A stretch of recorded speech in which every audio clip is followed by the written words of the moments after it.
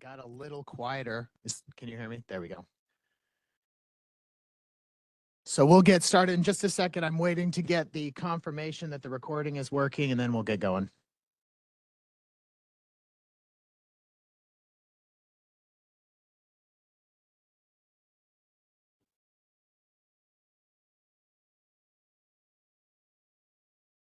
Recording's ready to go. Ready?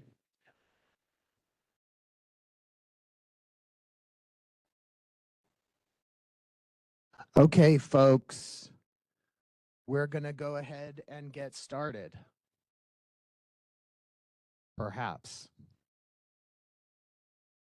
Do I have a gong? Do I have a bell? Is it louder this way?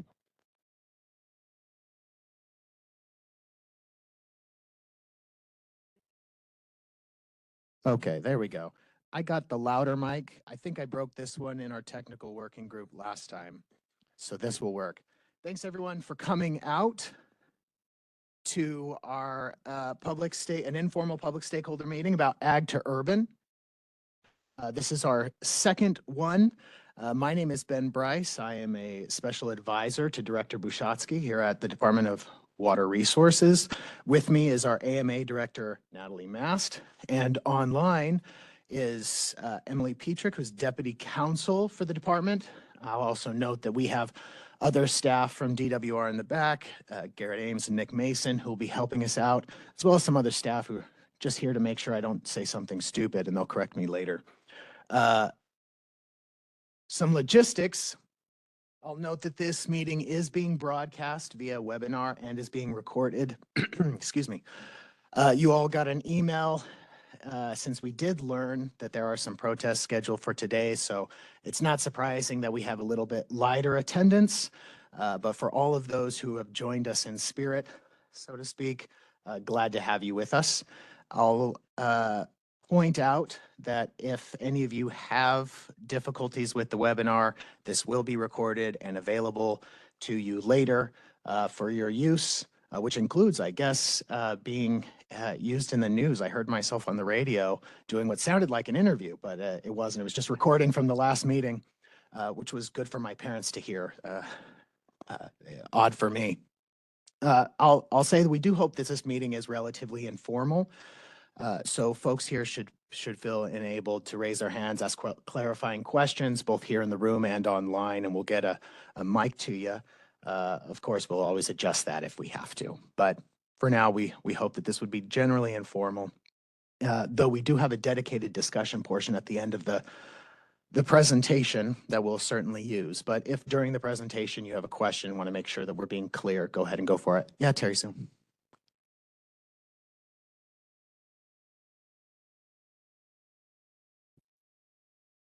Terry Sue's question was, in regards to the protest, are we expecting traffic control?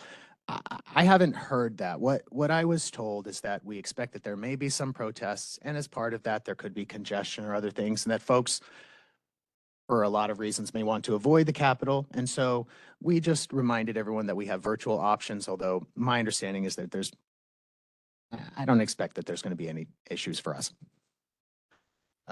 Although we'll see.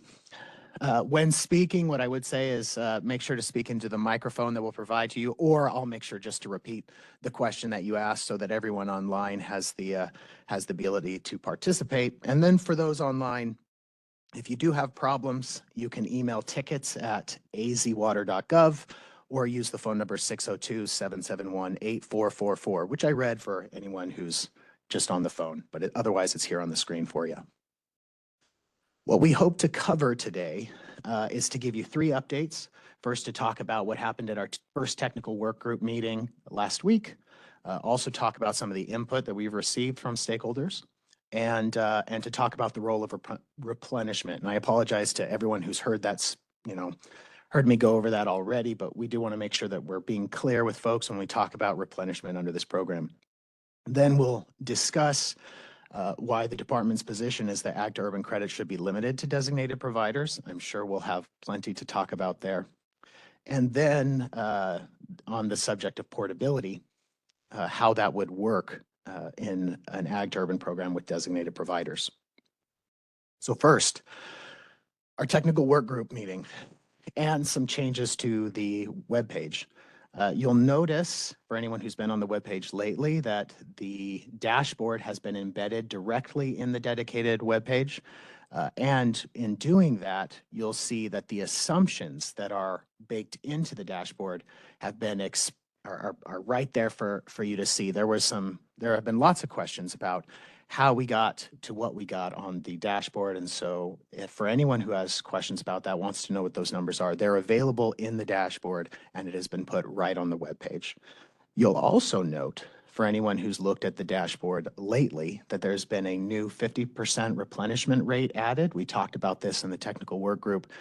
This is not an indicator of any changed position by the department, but was added in response to a request from Senate Majority staff. And coincidentally, we've learned that a bill has been introduced by Mr. Shope, SB 1611. I'm not going to speak to that bill. I think he would be the proper one to talk to about what his bill does. But I do note that the 50% replenishment rate plays a role in that one. And so in an abundance of caution, I just clarify that we added the 50% replenishment rate at Senate Majority Staff's request, but it doesn't indicate any change position by the department. Lastly, for those who did not attend the technical working group, we discussed the assumptions in the dashboard. We emphasized, and I'll just let everyone know here too, that any changes to the dashboard, while we're open to improvements to that dashboard, ought to be based on good data, and that really when we make plans, we hope for the best, but we plan for the worst. And that was something that we talked about during that technical working group. And we clarified the role of replenishment, which I'll do here as well. When you look at the dashboard, you'll see that conversion rates are values that you can toggle around within the dashboard. And that's by design. It's so that you can see what the effect would be if we use different conversion rates, the acre feet of water that would be available per qualifying acre of irrigation grandfathered right lands. There's also a toggle for the replenishment rate. And we want to be clear that we put that toggle in not to represent that replenishment rates would be changeable within a program as envisioned by the department, but that the replenishment rates that you see there represent a range of potential replenishment rates that would apply to the AMA under the existing consistency with the management goal requirements.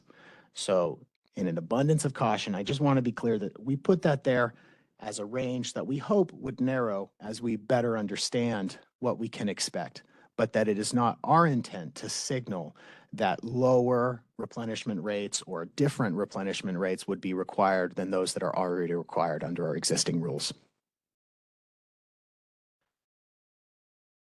As far as stakeholder input, you'll recall that in our last informal meeting, we covered eligible land criteria, which had three major elements: that you first must have an irrigation grandfathered right, that right have been irrigated with groundwater in 3 of the 5 years prior to relinquishment, and that there must be no existing certificates of assured water supply on those lands. Based on input from stakeholders, we made some clarifications and let folks know about how we were thinking about that. And so I wanted to memorialize that here since we did actively assert those in our last meeting. The first one being that a groundwater savings facility's use of in lieu water will count as irrigation for purposes of the land eligibility test. Since that's the whole purpose of a GSF, is to avoid withdrawing groundwater, but it's essentially treated as such. That for our purposes, we would not disqualify someone, a GSF, just for using in lieu water. Second, there are no areas in an AMA that would be per se excluded from eligibility. The eligibility test would continue to apply, and any consumer protection requirements would continue to apply, but we're not going to red zone out any parts of the AMA. Next, when applying the 3/5 year analysis, we wanted to clarify that any combination of 3 out of 5 years would be acceptable. There's no requirement that they be consecutive. And that lastly, IGFRs within a designated provider's service area are eligible to participate in the program. We'll talk a little bit more about that, of course, when we talk about designated providers. Lastly, not on the slide, but we got an email with input, and I'll note that we do have a dedicated email address where folks can share input, ask questions. Mostly that email so far has been a repository for your out of office notifications, but it can be whatever you need it to be. But we did get one email from a concerned Arizona resident. And I'll just note that her concerns really were about promoting urban sprawl, exacerbating heat issues by building more homes, as well as exacerbating air quality issues. And I want to note that we received that and we appreciate her outreach. There was one part of that that I thought was appropriate to address here. So I'll read it as she wrote it to us when she said that most of these rooftops will be BTR, and I assume she means build to rent, because these units are exempt from water certification for some unknown reason. And I think I understand her concern there. She had linked to an article, the same one I mentioned previously, about our first stakeholder meeting, where we talked about the department's position that designated providers be the ones who would properly be using credits under this program and not certificates. And my concern is that perhaps there was a misunderstanding in how folks read that article or heard it on the radio. So I wanted to clarify that here. As I think most of the folks here in the room understand, we're not looking for a way around the Assured Water Supply Program. We're not looking to avoid the need for 100 years worth of water. And I think that everyone here shares that position, because there's no need to be here to talk about getting an assured water supply if you're going to use a build to rent loophole, right? So just to clarify, what we're talking about right now is a way to make sure that designated providers have access to a path towards proving their 100-year water supply in an ag to urban program, using credits that they earn under the ag to urban program, not to avoid that need. So I appreciate that stakeholder outreach, and look forward to whatever else we may get in our inbox. But I definitely know which one of you are on vacation, and I'm glad you're taking care of your mental health. So to recap, we talked about the first time we mentioned these was in the Governor's Water Policy Council, where we previewed some ag to urban guardrails, some potential guardrails that would ensure that a program would be properly structured. And last time we talked about land eligibility. This time we're going to talk about limiting the applicability to designations and portability. As a recap, and I know that most folks in this room probably already know this, probably know it better than I do, but there's differences between certificates and designations that we think are relevant to why we feel designations are the proper way to go about this program. First, certificates necessarily have a narrower scope. They're a one-time issuance for subdivision water uses at build-out. They only apply to development that meets the definition of a subdivision, and certificates may be served by water providers with other water demands that may not be covered by an assured water supply determination. In contrast, designated providers have a more holistic water management approach because the designation applies to the entire service area of a water system. This enables ongoing planning because designations will require periodic review as opposed to a one and done approach. And they'll consider current, committed, and projected demands of the entire water system, which would allow continued growth within approved volumes. Designated providers also include the full water portfolio of a service area. So that means residential uses, commercial uses, and industrial uses, and are able to use various water supplies to meet their needs in ways that a certificate doesn't have the same flexibility. So we feel like they provide a significant benefit because of this holistic water management approach. Designated providers are able to manage and replenish their uses and frankly, to avoid the costs of groundwater use and replenishment by turning to other supplies. They are incentivized, in part of that, to seek and obtain alternative supplies because replenishment can be so expensive. They're also able to control their effluent. I'll note that there have been some conversations lately about the use that effluent or the benefit that may come from using effluent to meet the need to replenish, or that effluent may allow for an ag to urban program to be more sustainable. To that point, as we see it, a designated provider is best positioned to do that. And growth isn't just limited to where you can get a certificate. There can be flexibility and the ability to respond to different needs throughout their service area. Lastly, when we talk about patching holes in the bucket, the reason we're talking about an ag to urban program at all is because we have these IGFRs that are unreplenished, and that we would be able to convert from those to a replenished water use. With designated providers, even industrial uses that otherwise wouldn't have to replenish if they had a grandfathered right would be replenished as well. Now on portability, within a program that is limited to designated providers, there is more flexibility for portability within the provider's service area, because designated providers would be able to use water pursuant to their service area rights and subject to assured water supply requirements. The note that the department would want to put on this one is that for an ag to urban program to work properly, we feel that use of the retired agricultural land must be part of the service area of a designated provider and must be accounted for as part of the provider's designation. We don't want to leave the land open for other groundwater uses to come in. This ensures that the former ag land will be served by the designated provider and doesn't leave the potential for a new hole in the bucket.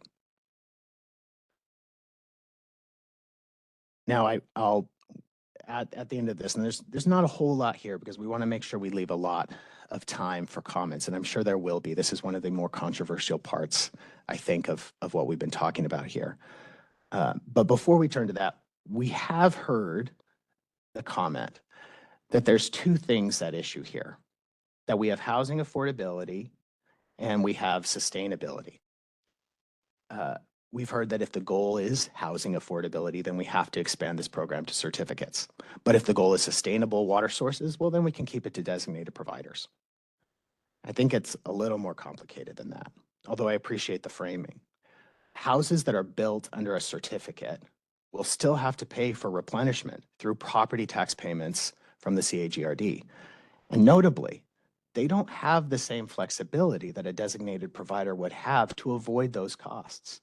You know, the answer for them is, if you don't want to pay CAGRD to put water back in the ground, don't take it out. And that kind of flexibility is difficult for an end user in a way that a sophisticated water manager, as some of you are, would be able to, right? Whether a certificate or a designation, the costs are there. The costs will have to be paid for, but a designated provider is more able to respond to those costs and to ensure water savings and availability. So with that, we moved pretty quickly, but I wanted to give plenty of space for this. And if we don't use the full 2 hours, that's perfectly fine. But I feel like this is, of any of the issues we've talked about, one of the ones that has the most potential for questions. And I see Rob right here. Could we get a mic up here for Rob?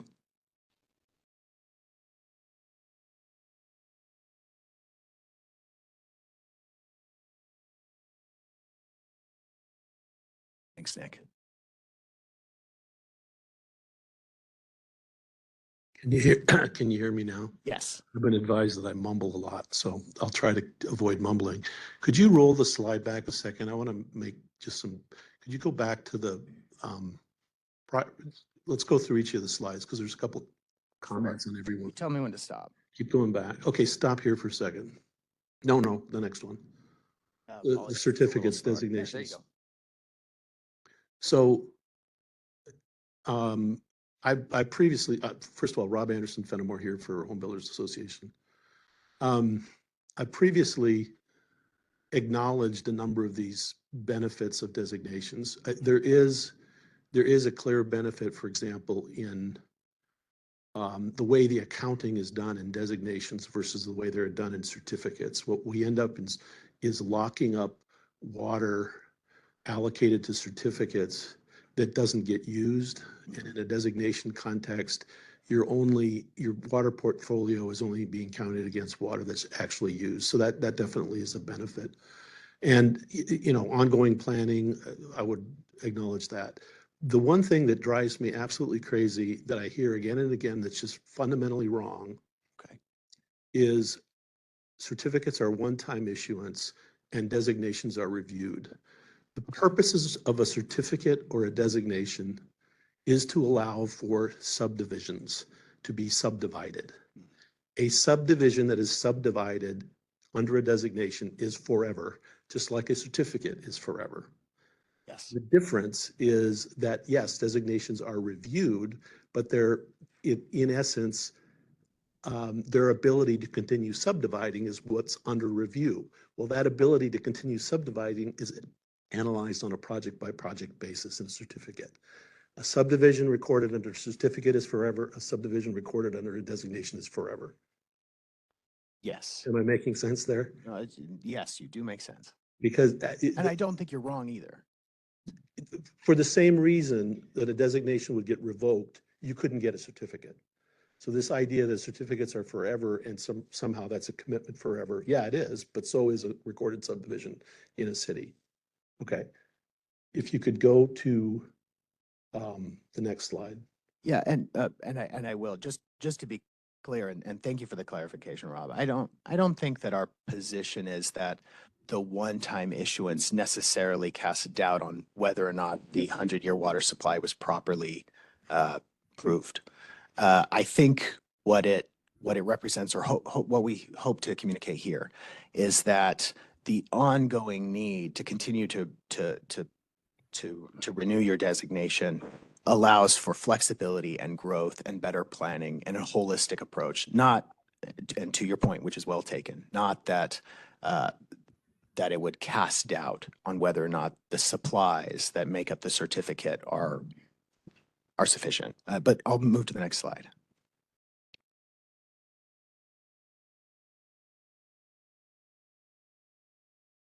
Yeah, designated providers are incentivized to seek and obtain alternative water supplies. I would agree with that.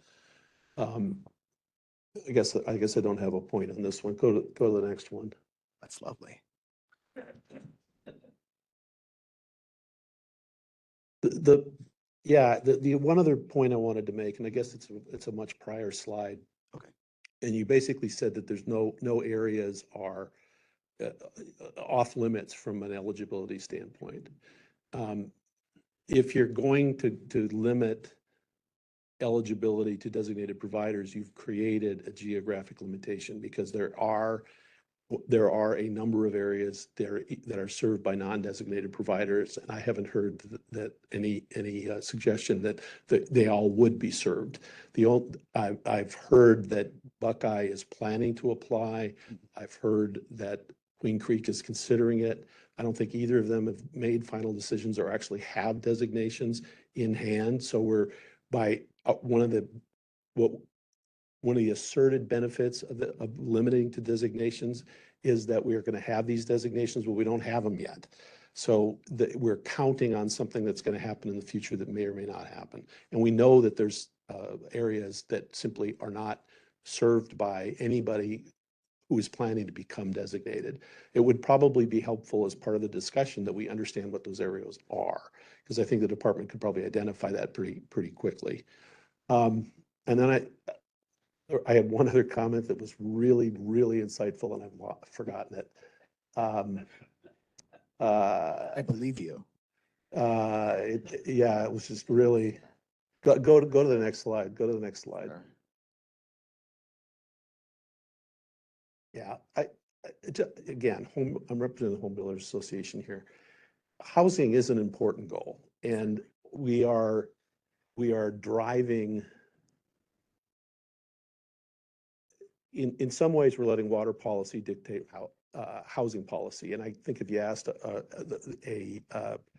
a regular citizen, what do you think is important? They'd say water is really important, but they'd probably also say that housing is really important too. So it is an important goal.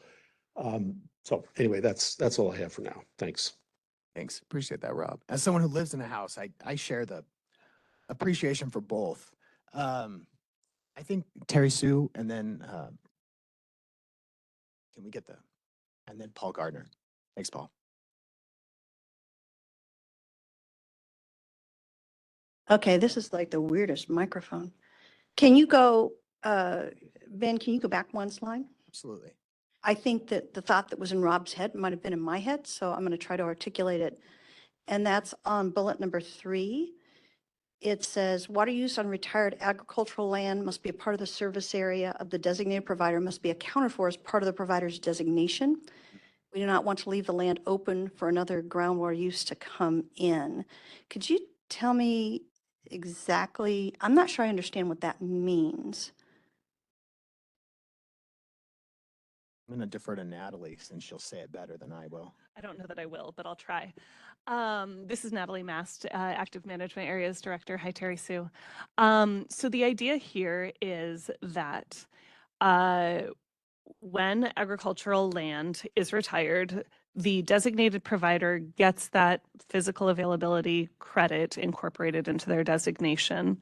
They may or may not build a subdivision exactly on that land, but what we want to avoid is additional uses on that retired land, agricultural land, that is not somehow being accounted for under that designation.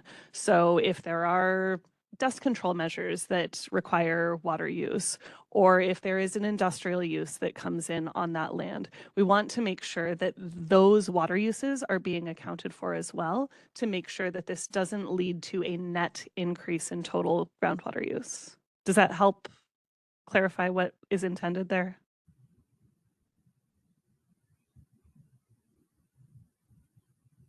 Yeah, I think I understood what you said. And so if that land ultimately ended up doing something else, does that mean then that we would be using the physical availability credits to offset that legacy groundwater or groundwater that's not covered normally? Or does it mean that that those lands, the physical availability credits would go away? Or because those things do happen, right? So, you know, landowners decide to change what they want to do with their property over time. So how would one make sure that you do not leave the land open for another groundwater use to come in? How would you protect that? So essentially any water uses on that land would still be required to be accounted for as a part of the deliveries of that service area provider. So they wouldn't be able to say, oh, we're using a type 2 on this land, because that wouldn't be accounted for under their designation. They would need to make sure that they are accounting for any water use on the retired land as a part of the designation. So whether it's the subdivision or whether it's some other water use, it just needs to be accounted for under the designation. And this is Emily Petrick. I just wanted to add to that. I think this is where the contrast of certificate versus designation really comes in, because when you would look at something like portability with a certificate, unless you were going to include the subdivision on that retired ag land, if that credit were portable off that ag land for a subdivision use, there would be no way to really ensure that there would not be additional groundwater use on that retired ag land, other than, because the subdivision use is somewhere off the ag land. So here in a designation, we think that if that ag land, any water uses are accounted for as part of the designation, that there will be more flexibility there in terms of the credits being portable.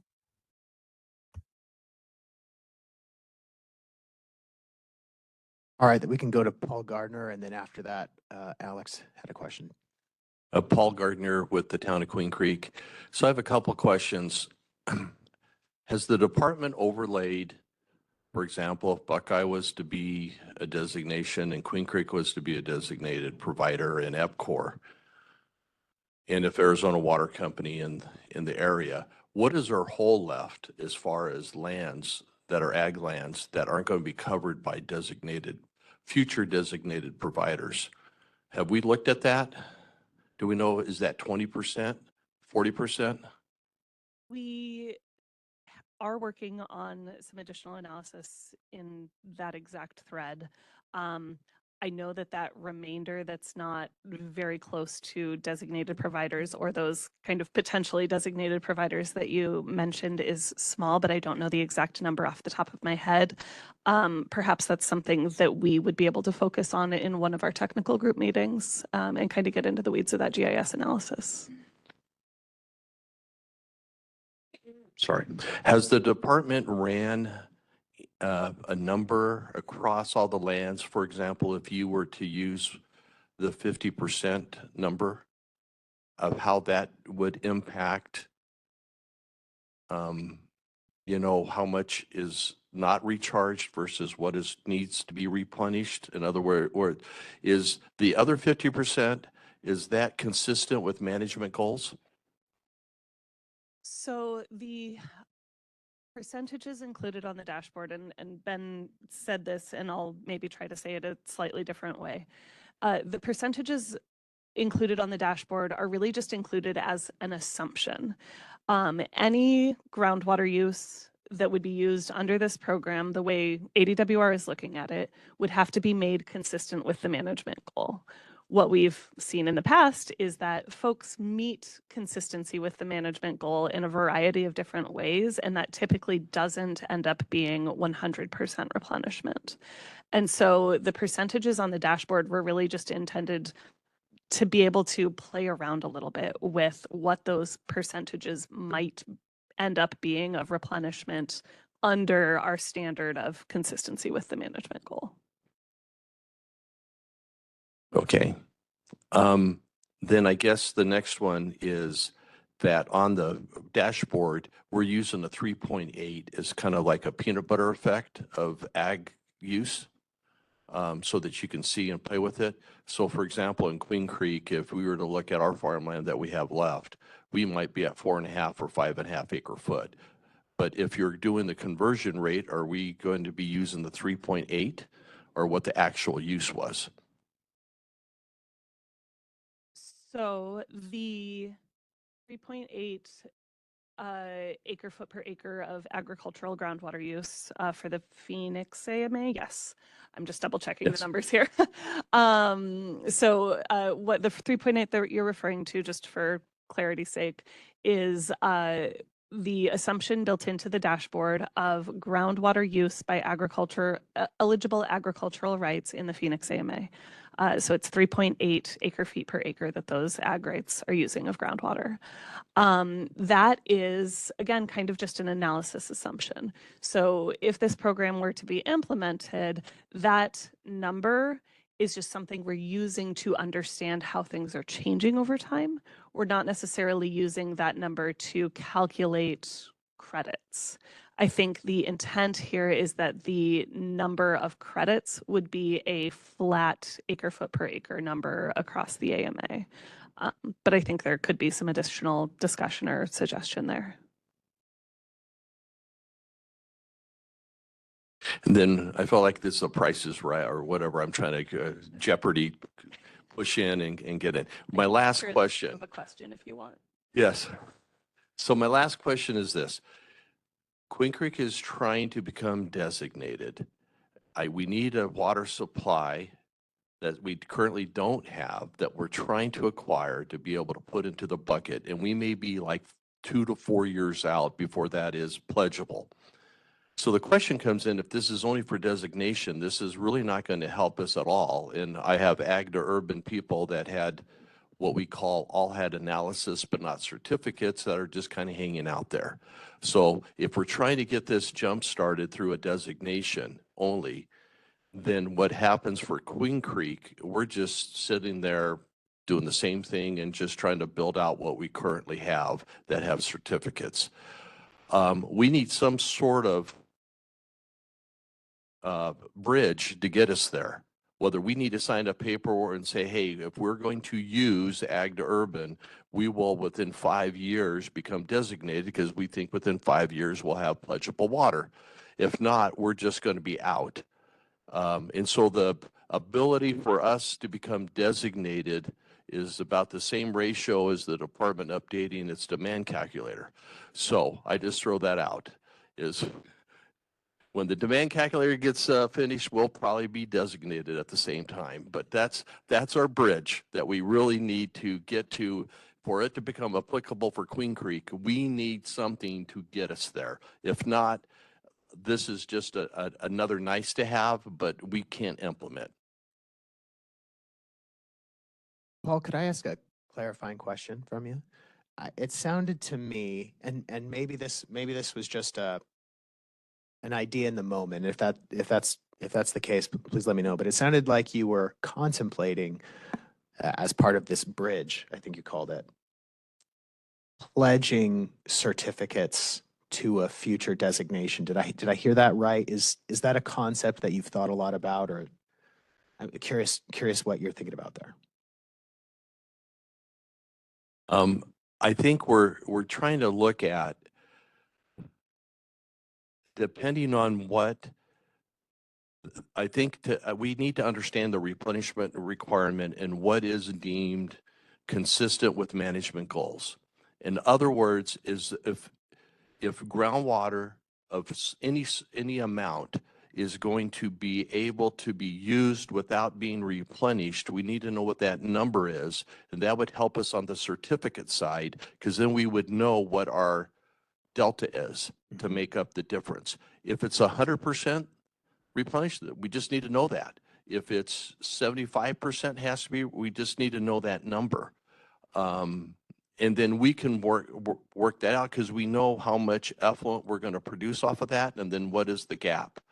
And so if there was a 3-year, if as we're rolling out, if we had to go certificates, which we don't really want to do, but that's the way to get this thing moving, then we're willing to work with both CEGRD, with the landowners, and with our calculations saying, okay, how much more water, what is the volume of water we have to bring to make up that delta?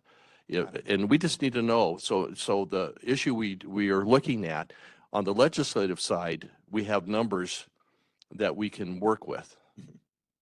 On the department side, on the policy that we're trying to work through, we just don't know what that number is. And so the sooner we know, hey, it's 100%, all has to be replenished of any groundwater used, then we understand. If it's 50%, then that helps us too. It helps us knowing what the cost to our citizens are to go out and acquire that volume of water needed to cover any certificates that are issued going forward.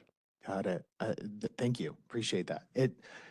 I heard that you need to understand how much groundwater is deemed consistent. Is that fair? Yeah.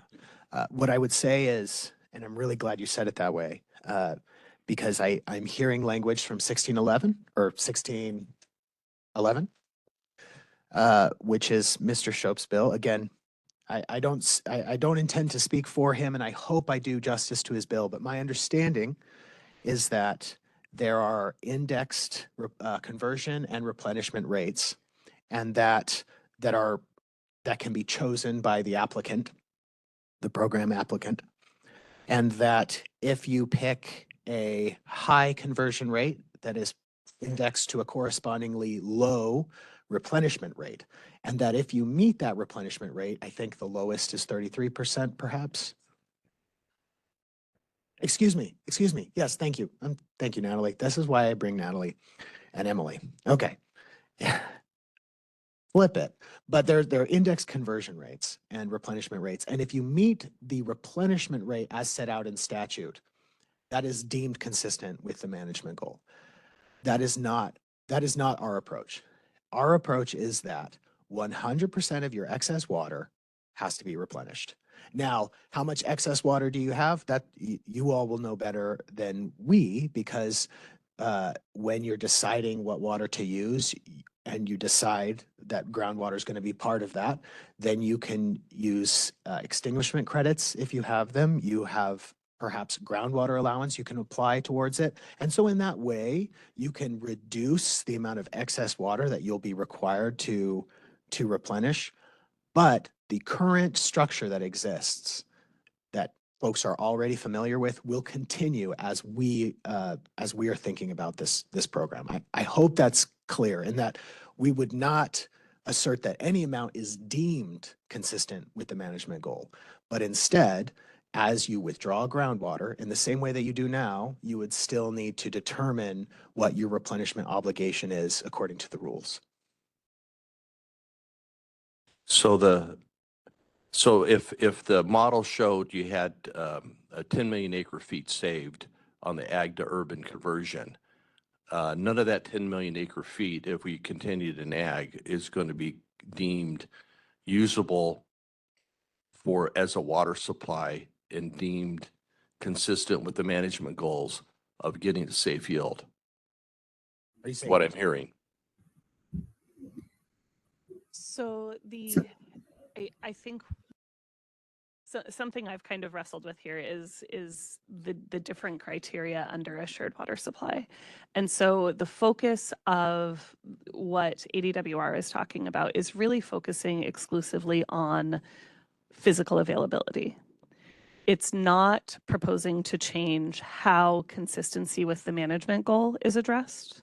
So consistency with the management goal would continue to have to be met either through replenishment or by utilizing those groundwater allowances, which could be added to using extinguishment credits. So there's not any additional groundwater allowance or additional consistency with the management goal that we are proposing to grant under that conversion. And this is Emily Petrick. Just to add to that, like I know Natalie and Ben had explained, the assumptions that were included in the dashboard were really for the purposes of figuring out the proper conversion rate. But the department does not intend to change the existing consistency with management goal requirements for groundwater. So if you were looking at this in the context of a designation, this, the ag to urban credits would be groundwater use. And so you would need to look at how that groundwater use and any other groundwater use in the designation is consistent with the management goals. So those same requirements would still apply. And then I also just wanted to point out in terms of, Queen Creek and there being a gap to designation, I think that from the department's perspective, this ag to urban program the purpose is to help narrow that gap. So, the ag to urban credits could be used in a designation, hopefully to help narrow that gap. I know we covered a lot of ground. I want to hold Alex's place in line, but if there's clarifying on what we just touched on, I hope it's not inappropriate to get to that. Okay. I see one last question over here. Yeah, just real quick, Emily, are you saying that the ag to urban credits could be considered a new alternative water supply? I think that the department is looking at how at applying an ag to urban program to new designations. And so I don't think we've gotten into the specifics of how the existing rules, including the ADOS rules, would or could need to be amended to make that happen. But I think, and Natalie and Ben, you can correct me if I'm wrong here, but I think the department is looking at including these in new designations. I think that's right. I think the answer is that I don't think we're ready to say a yes or no there, but we're definitely trying to think through how that works. Okay, Alex, you had a question. Oh, could we get the mic down here? Thanks, Nick.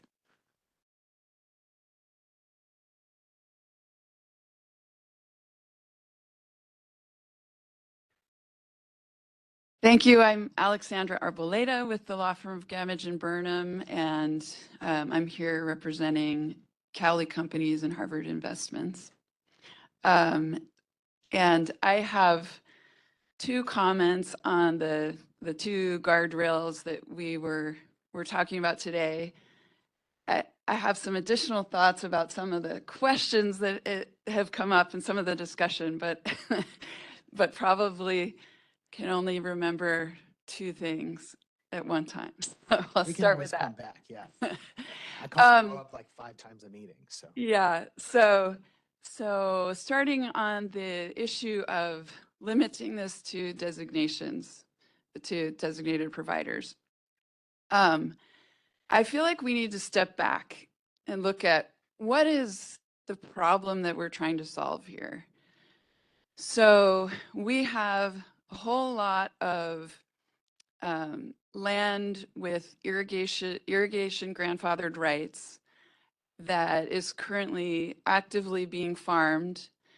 And those irrigation grandfathered rights, it ranges how much you can withdraw, but in some areas, especially like in the West Valley, it can be up to 8 acre-feet per acre. The average that we looked at for the Phoenix AMA was about 4.8. We look in Pinal County, those numbers are a little bit lower, I think 3.5 to 4, so it's a little bit different. But we have an ability to continue farming that land and withdrawing that groundwater from the aquifer in perpetuity. We also, in the Pinal AMA and in the Phoenix AMA, now have this situation where nobody can get a new approval of for assured water supply. So even if that land is in the path of development and there's infrastructure around it, and we have a housing affordability challenge, that land can't be developed for a subdivision because you can't get approval. So there's really a policy where there's more of a preference for other types of non-subdivision uses on that land and continued agricultural pumping that's not replenished, and commercial industrial that's not replenished, and other types of uses. So that's the challenge that we have. And so the idea was to create something that's voluntary, so nobody has to stop farming if they don't want to, but create something that's voluntary to allow us to transition some of those, the higher water uses, more intense water uses, to lower water uses. And we've seen in the valley that that's happened. A lot of our land, the reason that we're using less water now than we were in 1950, some of these statistics that we put out there, a lot of that is because development has occurred on agricultural land, and there's kind of a common understanding that municipal uses use quite a bit less than agriculture. Okay, so where are all those lands? Where are the agricultural lands that haven't been developed yet? Where are those lands that have IGFRs? The vast majority of those lands are outside of designated providers' service areas. And I know, you can go look at the maps DWR has, the Kyle Center has, the Water Blueprint, and you can see exactly where those lands are. And so if we create a policy that applies only to designated providers' service areas, we're not solving the problem. That is the whole purpose of, I think, why we're all here. So that's a big concern that I have about this guardrail that's been proposed. I do understand that, there's this discussion of ADAS and the ADAS rules, and there's a hope that some areas that have irrigation grandfathered right lands will, at some point in the future, be able to qualify But currently, we don't have that. And to my knowledge, there are still quite a few areas that really don't have a path under ADOS. And whether it's that they don't have access to the alternative water supplies to be able to qualify, or, you know, they don't have the tax base to pay for alternative water supplies.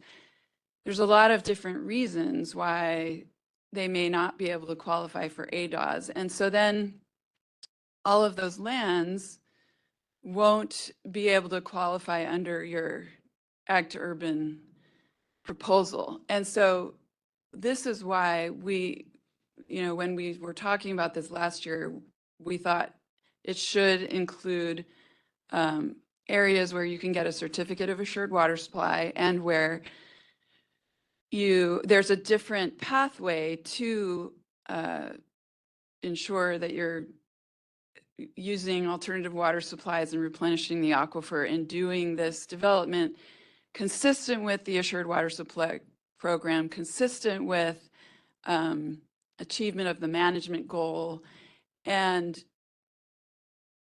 allowing those certificates as a pathway really is the you know, it's the bridge that will allow some of these communities to be able to develop in a responsible way, consistent with the assured water supply program, and hopefully eventually become designated. And I'm encouraged to hear that the department is thinking about how the Ag to Urban, you know, how this could be incorporated into the ADOS and that it might be an alternative water supply. But I think excluding certificates from this really won't solve the problem that we're trying to solve. So that's a long comment, but my comment about portability, I think, is shorter. Oh, great. Let's hear it. The Not that it's short. yeah, Not that it's short. the portability, even the terminology portability, I think is misleading a little bit here. So this concept, I think, was always intended to allow for development on the retired irrigated land. Initially, last year, there was a concept that if there was leftover water, you might be able to move it around within a municipal provider's service area. There was some talk about it could be should it be a smaller area where you could move it? But ultimately, you know, I think there were compromises made, and the concept was, no, that this has to apply to the land with the irrigation grandfathered rights. But even under the type 1 conversion statutes that exist under current law, when you're converting to a type 1, there's some flexibility. So with a type 1, you contiguous lands under common ownership could be considered part of the land where you could use a type 1. And, you know, we all know those statutes are very complicated and there's a lot of nuances, but that's a concept. And here, you know, I think we were saying there should be some flexibility for the type of use, because, for example, you might have ag land, you might have irrigation grandfathered right land that's in a floodplain. And when you change the type of use to building homes, it doesn't make sense, and maybe you can't build those in the floodplain. And so there should be some flexibility about where the development occurs. And so the compromise was, well, let's allow for a 1 mile buffer zone around those irrigation grandfathered right lands. So it's not really portable. It's more of around those irrigated lands, let's allow some flexibility to where the houses are built. And The point that I really want to make here is that it doesn't change the quantity of water. So if the volume of water that you get for your acres is 2 acre-feet per acre, you don't get more than that. So it's not going to allow other uses to come in and use that water. And, industrial uses this doesn't affect that at all. So I think that we need to clarify that with this concept that it is really limited to where the irrigated lands in a buffer zone, and the volume of water does not change depending on where the houses go. So I will stop there, and I know there's other people who want to talk about this. Yeah, well, if you'd hold on to that mic for just, if that's okay.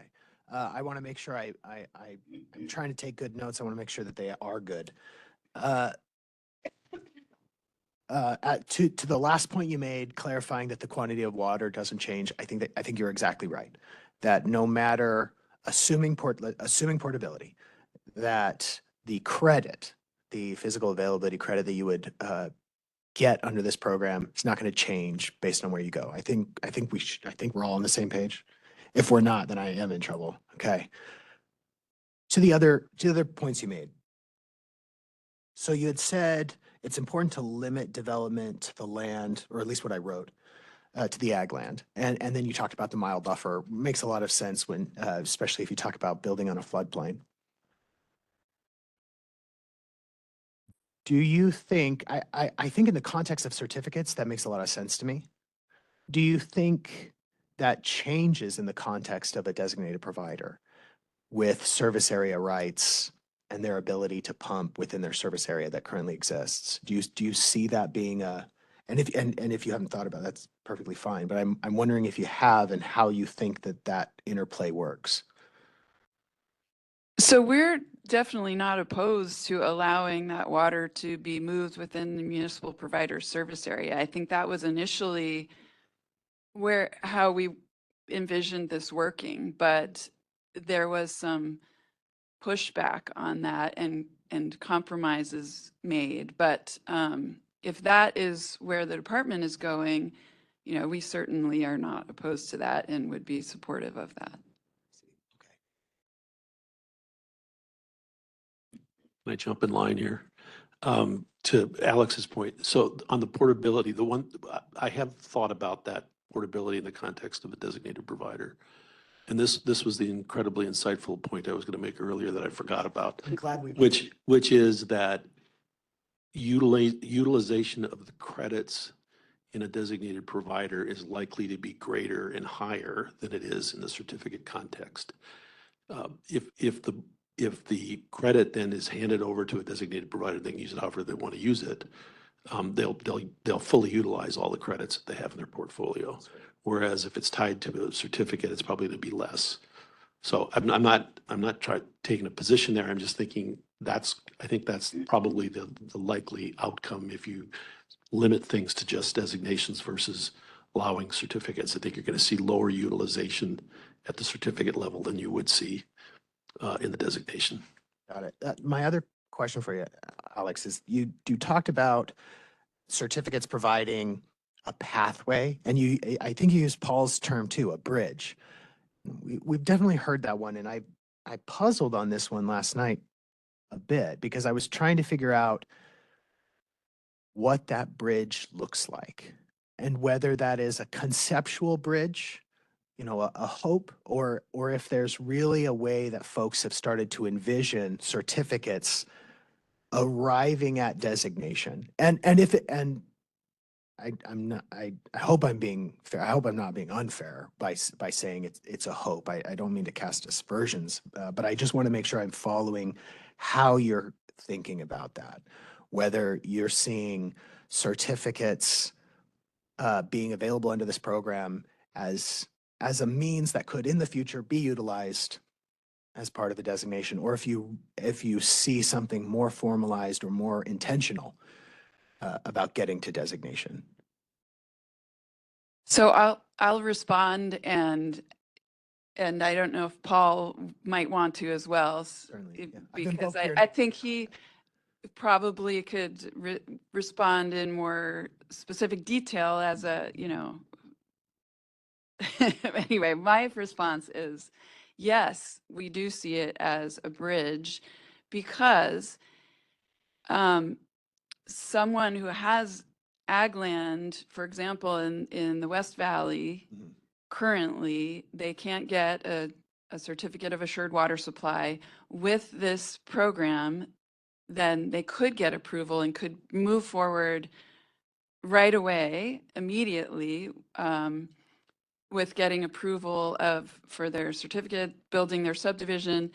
And then ultimately, we have seen that where providers who are undesignated and have existing certificates transition to becoming designated, and then you have to, there's a process for how those certificated areas, get incorporated in with going from being member lands to member service areas.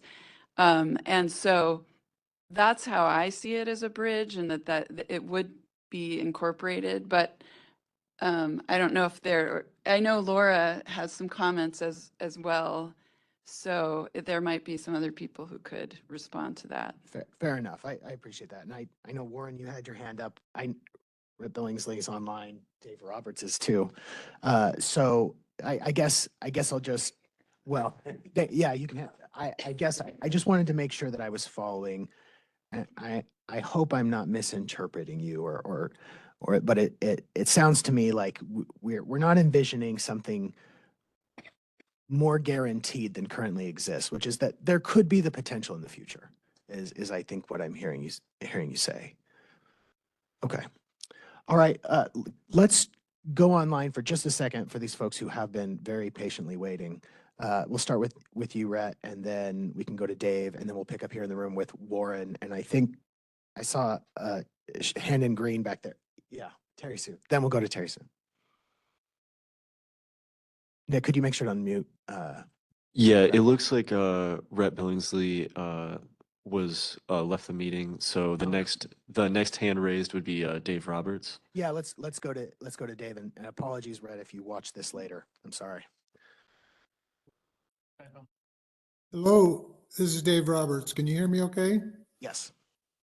Thank you, Ben. Dave Roberts on behalf of the Roosevelt Irrigation District and the Buckeye Water Conservation District. And most of those lands are overlying the Buckeye, City of Buckeye Water Service Area. I agree with this whole concept of sort of having a bridge and a timing for designations to allow certificates initially, and then eventually transitioning those certificates to designations. I think the concerns that Paul Gardner raised, I think also apply to the City of Buckeye and their ability to acquire alternative water supplies. I think both communities need a much larger tax base in which to be able to afford the opportunity to get enough supplies to be designated.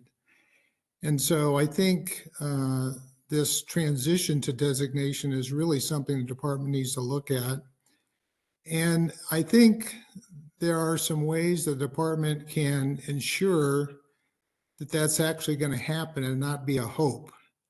And I think the way to do that is via agreement between the communities and the department, with certain milestones in terms of their ability to afford and acquire alternative water supplies. But I agree with Alex, if we don't provide an opportunity for the irrigation grandfather right holders to get certificates, I'm afraid that Queen Creek is going to be a while before they get designated, and I think Buckeye is going to be even further out. And so this again will be, as Paul said, a program which is nice on paper, but I don't think realistically is going to work. So I would strongly encourage the department to think about allowing certificates, but under agreements with the municipal providers to a transition from certificates to designation, with milestones that can be put in there so that it's not a hope, but it's actually something that's going to occur.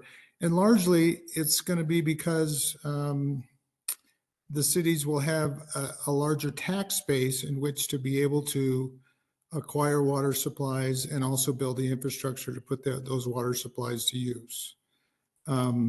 So those are my thoughts on that particular issue. I have some other thoughts later that I have questions for you, Ben, later, but that's what I have to say right now. Thanks.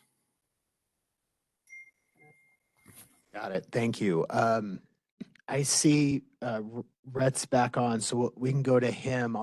I'll note, I don't think I'm ready to speculate about what agreements or timing or milestones might be. It is an interesting concept that is beginning to merge, it looks like.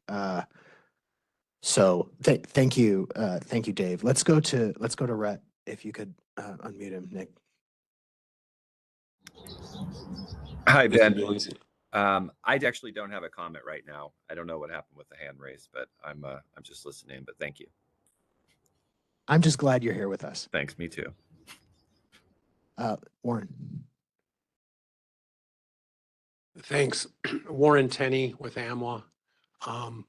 So trying to collect a number of thoughts from what I was originally wanting to say when I raised my hand.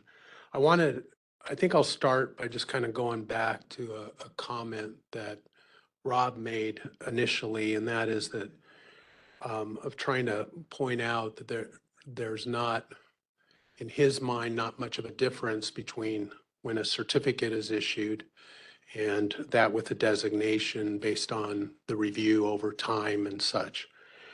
I think, though, it's important to recognize that in a designation, when every 10, 15 years, the municipal provider has to go and reapply, that's not just for being able to show that they might want to have additional growth in their area, but it's reaffirming and recommitting that they have the water for the existing subdivisions and all other users that are within their service area.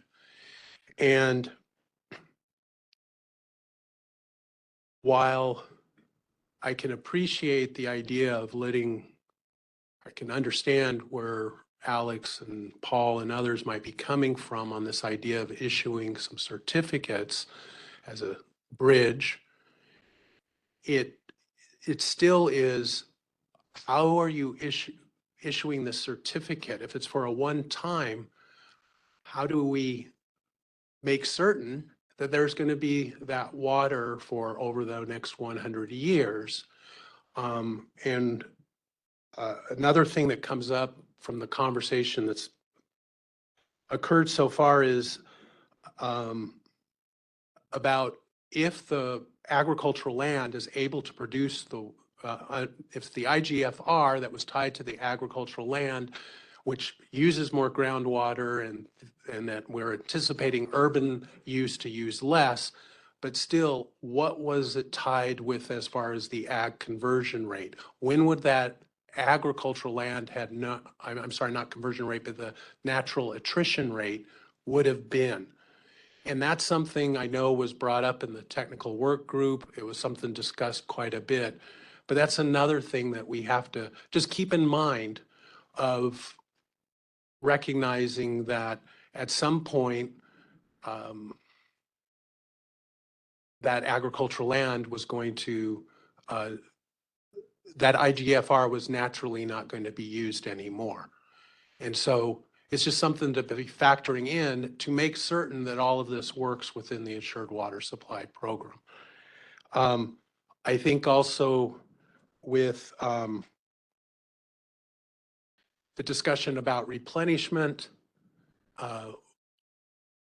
under this and as a certificate, that is putting clearly the responsibility on the CAGRD.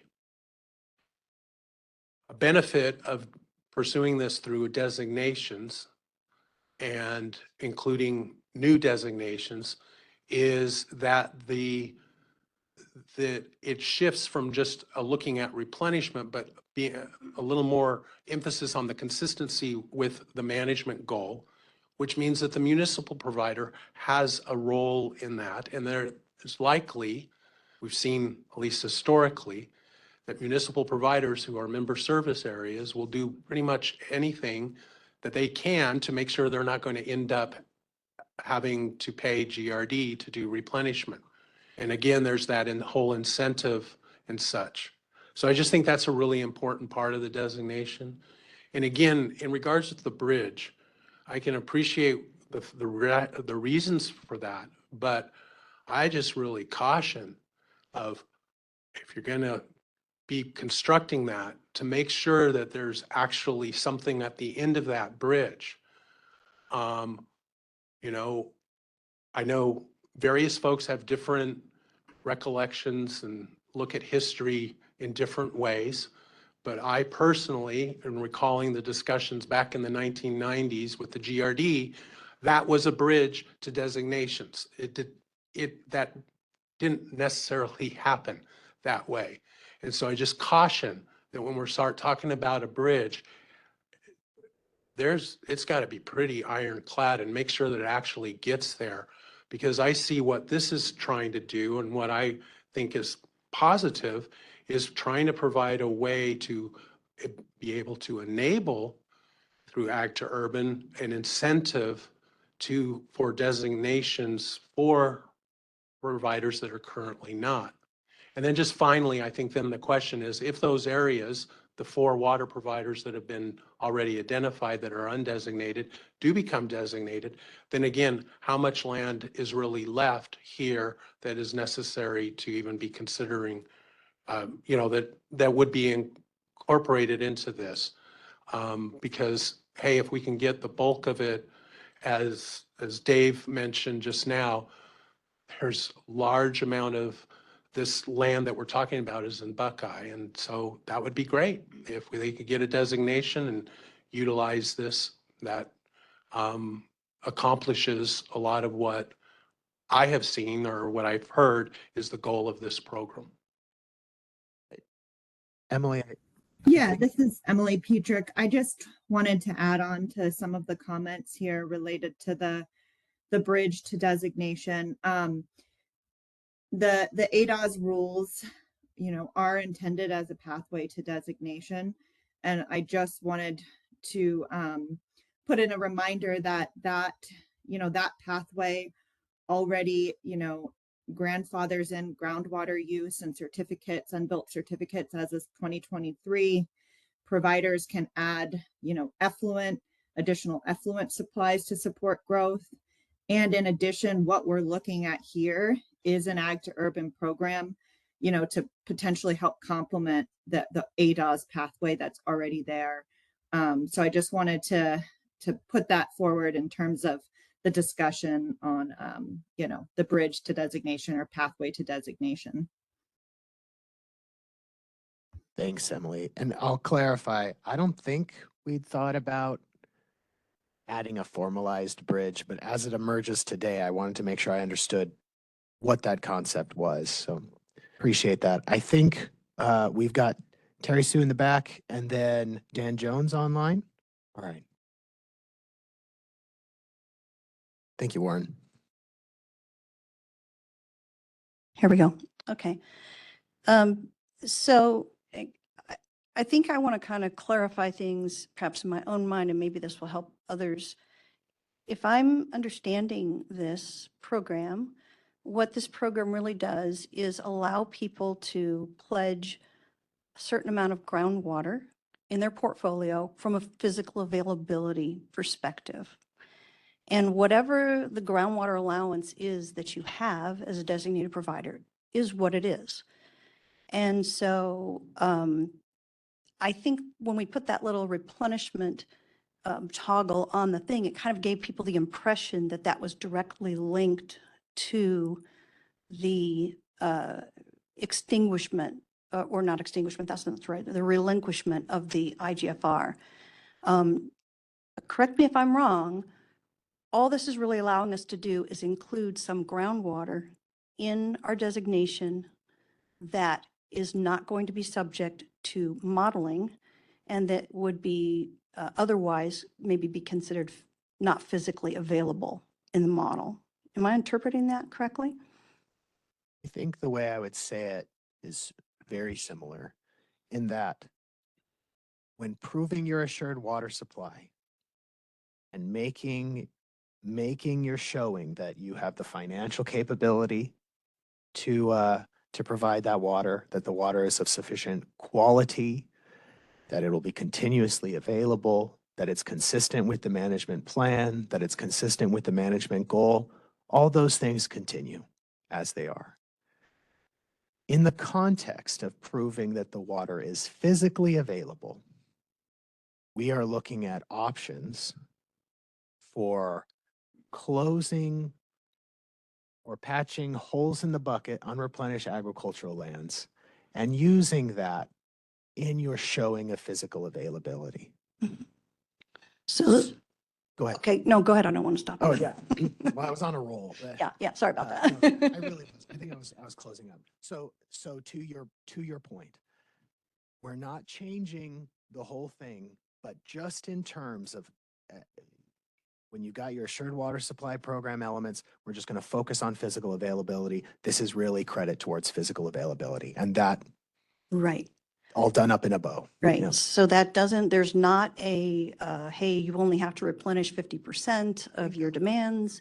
It's, hey, you just got this physical availability, which maybe that doesn't mean something to a lot of people in this room, but for those of us who have been in a situation where that has ended all of the assured water supply determinations for many years, that's actually a big gift. So, but I wanted to make sure everybody kind of understands that it doesn't translate into a, you only have to replenish 50% or 75%, that's what those numbers do not represent that. And I think there's been it seems like there's some confusion about that. There has been, continues to be. I think this is the third time I've said it in a public meeting, and I probably haven't done it well enough yet. So thank you for clarifying that. That is correct. The toggles in the dashboard are not indicative of us deeming any unreplenished groundwater as consistent with the management goal. That's not something that we expect to be changing within the program. You're exactly right. I think I saw a few hands. Yeah, so If I could, I think since we've heard this enough, I think we will look at adding some language to the actual dashboard pages instead of just that information page to maybe reflect and clarify some of that. I'll work on that. Yeah, and I have a follow-up question. And this relates to the cause versus the DAWS issue. So if you, what's the word we're using? Not relinquish, what, is it relinquish okay. That's right. Yeah, between replenish and relinquishing and extinguishment. And I probably said it wrong at one Yeah. point. So if you relinquish the IGFRs, then there's X amount of groundwater that is now available to you in your designation, and it's not subject to the modeling, basically. So you can now pledge that, which means that you could recover some water outside of the area of hydrologic impact if you had water to do that, and that could offset the replenishment obligations. My question is that in a DAWS, everything comes together and things just get sort of peanut butter spread across the service area. So if that subdivision, and I agree with Alexis, my understanding is that that was intended for these lands to be where the development would ultimately go, subject to a little bit of flexibility. That was my understanding. But under a DAWS, that kind of gets spread all over the place. And within a certificate, it does not get spread all over the place. Am I correct about that? That's really where the flexibility comes in the DAWs, is just in the nature of how it's accounted for. But in terms of what you get, you're still going to be looking at this irrigation grandfathered right. It's going to be converted to something, and that's going to count as physical availability. And if you're smart, you will make sure that you keep that attached to the development that occurs on that land. If not, then, you know, you're moving into other territory. Am I understanding that?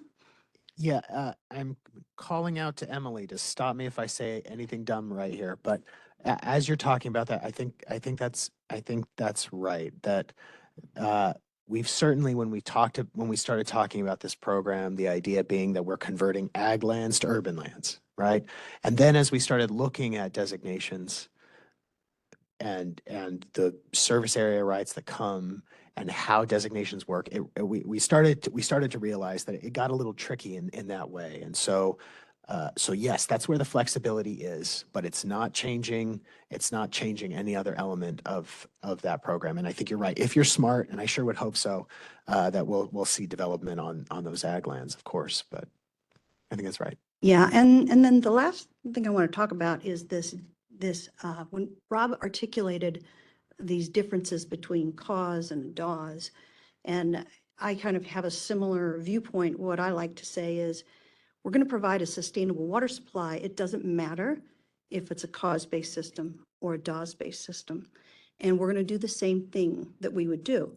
And if you look down in the Pinal AMA and you look at all the water providers that are designated versus the one that is not, which is ours, and you really looked at what each of those water providers were doing, you would not come to the conclusion that designation led to a more responsible path. And I think that might have been the point that Rob was trying to make. It really doesn't have anything to do with being designated or certificate based.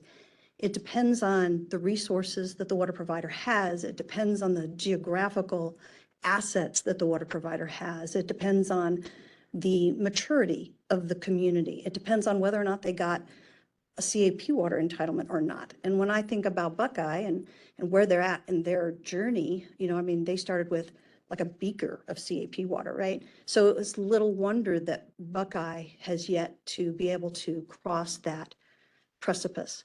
And I would also argue that the GRD was in fact a bridge for a number of water providers who could not have made that bridge, including water providers like Peoria, like Avondale, like Goodyear, like Gilbert even. And so there's a natural flow of things. And now we're at a doorway here where the new natural flow is going to allow the two largest water providers in the state to make a change. But we still aren't at a stage where a Queen Creek or a Buckeye can get through the door. And that's not because they're certificate based. It's because of a lot of other things that make it difficult for them to cross that precipice. Thank you. I appreciate that. So I think Laura, you had a response, and then I saw Russ behind you. Yeah, Oh, thanks. sorry. Thanks, Ben. Yes, I put my hand up earlier because I did want to talk about just that confusion about the replenishment, the role of replenishment in this program. But I think we've gotten to that point at this point. At least for this meeting. At least for this meeting, but I did want to point out though what that means to the GRD. Because if there has been confusion about that, just that role, I just wanted to say that if these physical availability credits, they don't come with new groundwater allowances or extinguishment credits, right? So to keep things simple, in order to meet consistency with the management goal with these credits alone, that means 100% replenishment by GRD. If there were no other, if it's just pumped groundwater and there's no new groundwater allowance or extinguishment credit. So I think that's important for folks to understand. I think, so if you're issuing a certificate off of these new physical availability credits, there's no groundwater allowance, there's no extinguishment credits that come with that. That's 100% replenishment to the CGRD right away. If these physical availability credits are conveyed to a designated provider or within the designated provider's area. And like you said, these providers can use their existing groundwater allowances and extinguishment credits to help make any groundwater pumping that they're doing. And some of it may be pumping that now they can do because they have these physical availability credits. But any of that, they can use their existing groundwater allowance and extinguishment credits, but they're not getting any new groundwater allowances or extinguishment credits. So they also will have member service area agreements with CAGRD to determine a minimum reporting requirement. So I think it's important essentially, and why GRD has been so involved in these discussions, because this new physical availability credit does really come to the GRD with 100% replenishment under this concept, different from what was the bill that was just dropped yesterday. So just wanted to make that a clarifying comment so that I think we're all on the same page in what that means for replenishment. Thank you. Thanks, Laura. All right. I have ignored Dan for a long time. Russ, is that okay if we? No, I'm good. I got mine answered. So. Got it. And then we'll go to you. All right. Okay. Go ahead, Dan. Or Nick, you can tell Dan when he's ready. Off topic, but I can't resist the opportunity. I do want to caution everybody about the expectation that there's this natural point in time when agriculture is going to go away. What we've seen historically is that the agriculture goes away when something else is built on the land. We have a lot of agriculture acres that have been used for agriculture for more than 100 years. I've seen a lot of historical records that predict that it's going to be gone in the next decade, yet here we remain. I'm not aware of any area in the state where there's a lot of agriculture that used to exist and it's all gone without anything else having taken its place. So what you're going to see is there are some acres that are always irrigated, and then you have some acres on the margins that come and go depending on markets and your pump efficiency and power costs. But just in the AMAs in particular, most of the farmers aren't paying a power bill. So if you have this expectation that the depth to water is going to increase and hit some point where you as a farmer make the economic decision not to farm, that is something that happens in some places from time to time. But for most of these farmers are all paying a water delivery fee to an irrigation district. Those districts also have revenues from power sales to non-irrigation customers that they use to keep, by statute, to keep irrigation water affordable. So we get a data center in Eloy, or we have other industrial users that come in, that have already come in, and they keep that irrigation water affordable. And our water levels from that farm perspective are pretty good because we've been using CAP water for the last 40 years. So I really do want to make sure people understand that. I know that we've talked about this natural agricultural attrition rate, but if there is nothing else to do with the land, they're going to farm it, and the water's not going to be as expensive as you might think. So anyways, that's all I had to say. I know that's a little bit of a side topic, but I just heard it come up in some comments. Got it. Thank you, Dan. Thanks. Simone Jules-Rude, City of Chandler. I want to stay true to the two guardrails that we're supposed to be discussing today, so I'll just make a quick comment on those two guardrails, but I also wanted to respond to some of the other things that have been raised. Just for the record, City of Chandler really wants to be supportive of this program and this policy. I think that it's important to note that a lot of the things that we're discussing here, as long as this policy stays within the context of designations, some of those things kind of get addressed naturally. So the two guardrails we're talking about are designations and portability. From our perspective, portability sort of becomes a non-issue if this only applies to designations. So that's kind of an important thing to remember. As we've all talked about, there's a lot of flexibility within a designation to use that physical availability exemption credit anywhere in that water service provider service area. That said, it's important to the City of Chandler that this program does apply only to designations for all of the reasons that have already been articulated and were articulated by Director Bushatsky in our first meeting. So I won't focus too much on those two issues of designations and portability. I think one sort of takes care of the other, and it kind of makes it a non-issue. I just want to present maybe an alternative perspectives from some of what has already been discussed. Again, we agree that there needs to be a solution, right? We need to find a solution for how development can move forward. The reason it's important to us that that happen in the context of designations we've sort of built a system over the past 30 years of assured water supply designations that have already been granted, right? Cities like Chandler, we had a lot of IGFRs before we developed, and those IGFRs were not given any kind of physical availability exemption credit in our designation. That land has already been developed, and that's okay.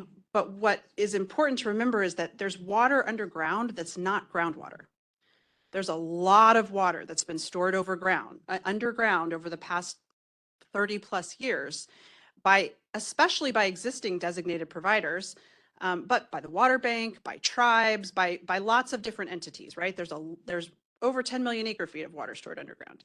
So that water is potentially being put at risk by this policy if there are not good protections in place to make sure that the policy does actually achieve the objective, which is to reduce the demand on the aquifer. So that's why it's so important to us that we look specifically at the conversion rate. In our analysis, once you start getting a conversion rate above 1 acre foot per acre, you're potentially not saving groundwater, and especially in the near term, which is important to existing designated providers who have spent hundreds of millions of dollars in infrastructure and water, the cost of the water, to store surface water supplies and effluent underground, because we know Colorado River shortages are coming, and we've been preparing, as we were asked to do through the underground storage program. That water that's been stored underground is being put at risk by this concept of an exemption from physical availability, right? The Assured Water Supply Program has assured us that the water we've stored underground is protected by being removed from the model before the Assured Water Supply model is run. And if you exempt too many groundwater pumpers from proving physical availability without making sure that the policy itself does accomplish the objective of actually saving groundwater, not just in 100 years, but even in the next 20 and 30 and 40 years, when all of those designated providers who've been storing that water underground, when we need to go and access it and recover it because we're dealing with Colorado River shortages, we need it to be there for us. We've invested in those supplies, and we need to make sure that the Assured Water Supply continues to protect those supplies, not just the underground storage, but also the groundwater that's been allocated to us in our designations, right? We need it to be there. And so we want to support this policy, and we hope that the guardrails will accomplish the objective of actually making sure that the outcome is to save groundwater. But we do feel that that needs to happen in the context of designations. Understood. Thank you. Nick, do we have anyone online? If not, I'll just kick it over to the next folks here. No one online right now. Got it.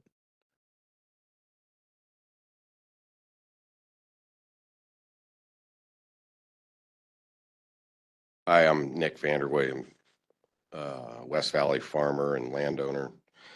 And so the two things we're talking about today, portability and replenishment,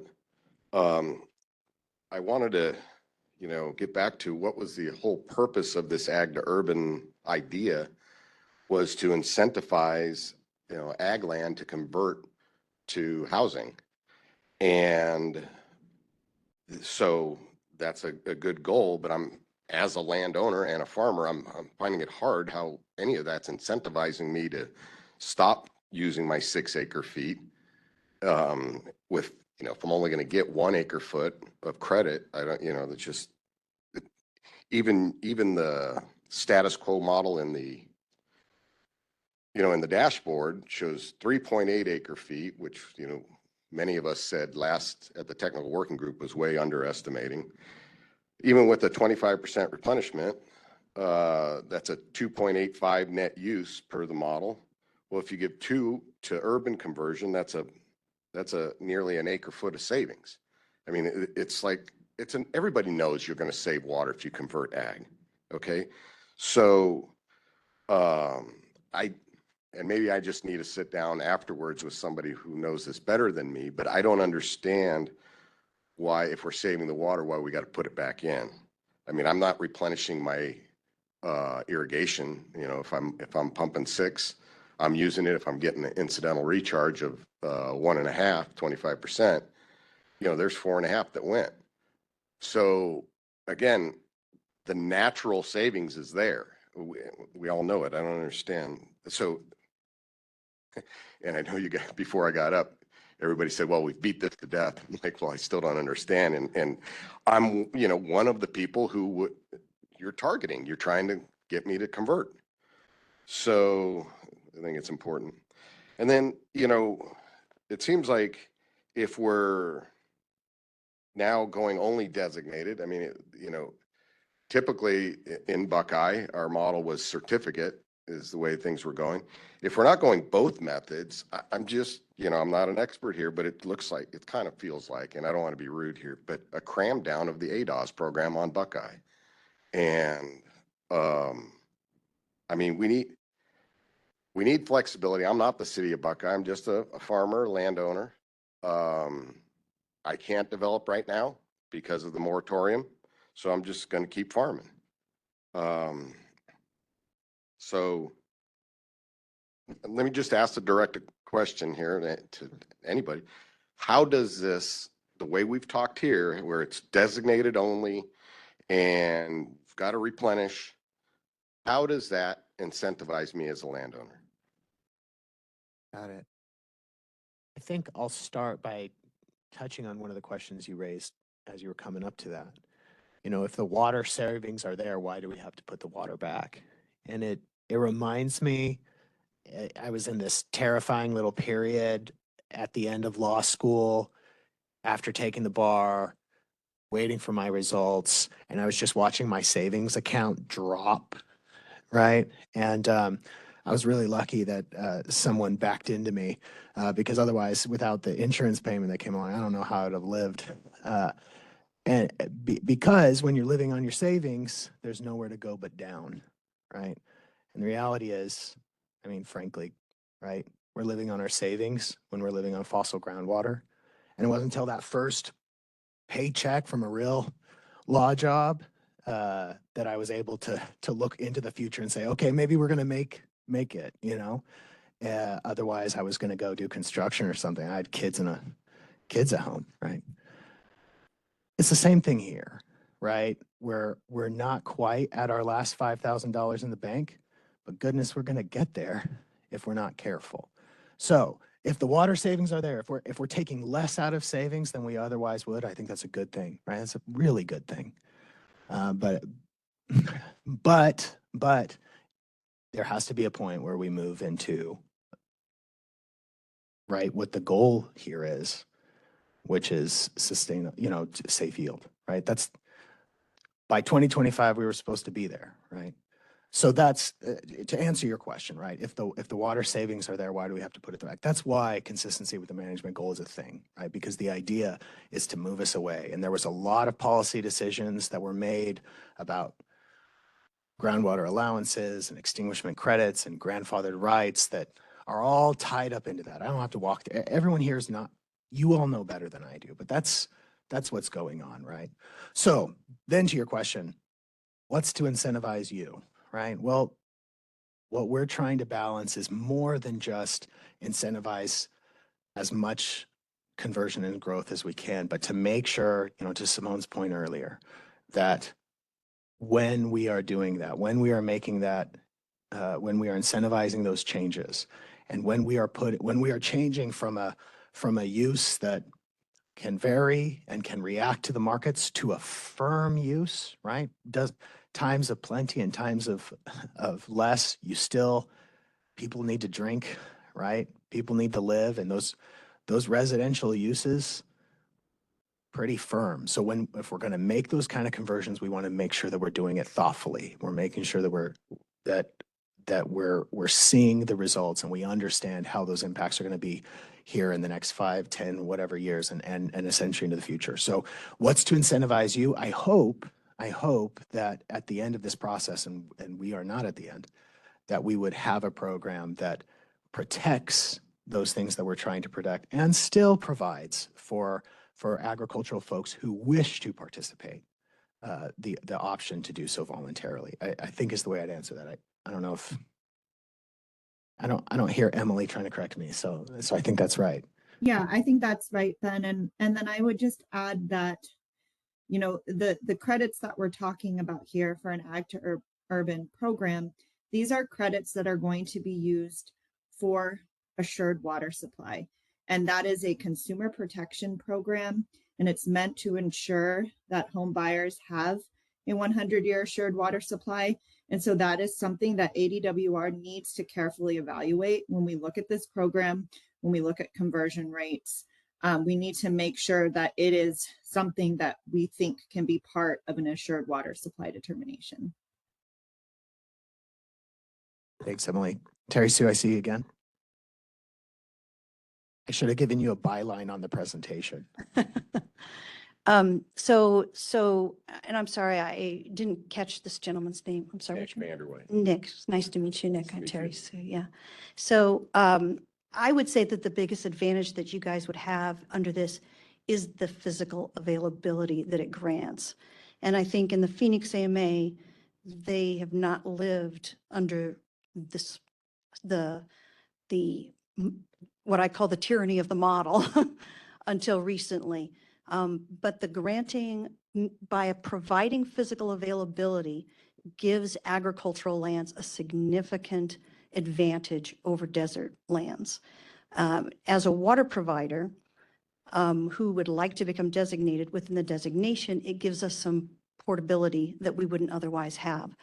I actually agree with the idea that the program should apply to certificates because I don't think that being a designated provider changes the reality of converting that. And I actually had a question specifically for you, Simone. Given now that I think we all understand that replenishment is 100%, at least I hope everybody understands that, does that change how you feel about the protection of the credits? Because I agree with you, the credits have to be protected, whether they're created by you, by a water provider, by the bank. But if they're required to replenish 100% of the water that comes along with it, whatever the conversion rate is, it seems like that's the kind of protection we would be looking for. Thanks for the question. I actually appreciate that question. I wanted to address that earlier, but I was trying not to go on too long. And I didn't even plant this situation. So I appreciate the question because I've heard that question or objection several times of, well, if there's 100% replenishment required, then what's the concern?